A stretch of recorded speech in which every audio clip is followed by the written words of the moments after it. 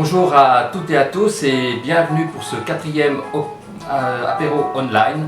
Donc tout d'abord j'adresse mes remerciements à tous les amis barmen, aux amis tout court et aux tous les habitants des quartiers de Bonnevoie et de la Gare qui me suivent chaque semaine avec l'initiative menée par Interaction Gare Bonnevoie.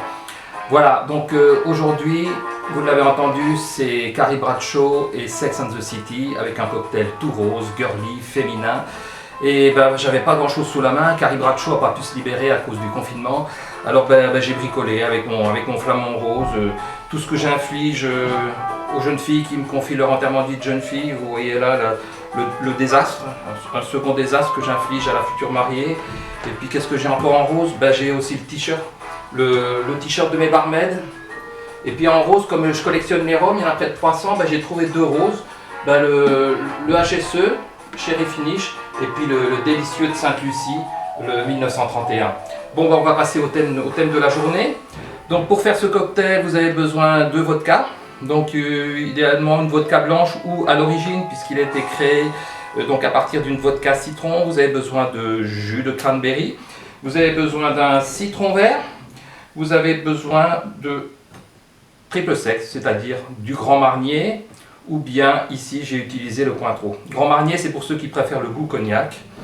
Au niveau des instruments, un shaker 3 pièces, des glaçons, un citron vert, vous utiliserez un demi-citron vert pour mettre dans votre cocktail, et puis vous utiliserez une petite tranche pour faire la déco, à moins que vous ne préfériez utiliser le bitter orange. Voilà, donc pour remonter à l'histoire, donc le cocktail a été créé dans les années 1985-1986 à Miami. Donc c'est une barmaid locale qui l'a créé à la demande de son patron qui venait de faire rentrer des bouteilles de Absolut Citron. Donc il lui a demandé de créer un cocktail à l'image du cocktail fétiche de l'époque pour les hommes, le Dry Martini. Donc elle a pensé associer le cranberry et la vodka pour faire un cocktail rose très girly qui a tout de suite plu à la clientèle féminine de l'établissement et aussi à une clientèle homosexuelle. Ensuite ce cocktail a connu une notoriété mondiale à partir des années 1998 lorsqu'il a été repris par Dale DeGroff qui est le King Cocktail et donc il lui a donné sa recette définitive. Madonna qui aimait ses cocktails a repris également cette recette et lui a donné une popularité mondiale et surtout la série Sex and the City. On ne peut pas voir Carrie dans tous les épisodes de la série ou même dans les premiers films sans son cocktail fétiche, le Cosmopolitan. Son nom venant de la revue française Cosmopolitan. Voilà, je crois que je vous ai raconté un petit peu l'histoire de mon Cosmo tout rose. Alors maintenant on va passer à l'exécution de la recette. Alors voilà, donc vous prenez votre shaker 3 pièces, vous allez mettre vos glaçons, donc un demi-shaker de glaçons, et ensuite vous mettez tous les ingrédients. Donc voilà, juste un petit aparté, moi j'utilise des vodkas plutôt haut de gamme, tout simplement pour vous dire qu'on ne fait de bons cocktails qu'avec de bons ingrédients, et plus vous aurez un jus de qualité ou une vodka de qualité, et bien c'est comme en cuisine, le résultat final, il sera bon. 4 centilitres de vodka. Ensuite, vous mettez vos 5 centilitres de jus de cranberry. Ensuite, vous mettez 1 à 2 centilitres de Cointreau. Moi, j'aime plutôt sec, donc je mets 1 centilitre. Si vous préférez un résultat final plus sucré, utilisez 2 centilitres. Et puis, vous terminez par votre citron. Donc, utilisez le presse-citron, votre couteau pour couper votre citron en deux.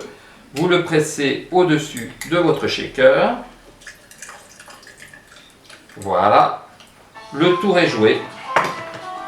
Après, il ne reste plus qu'à shaker. Vous shakez environ 8 à 10 secondes.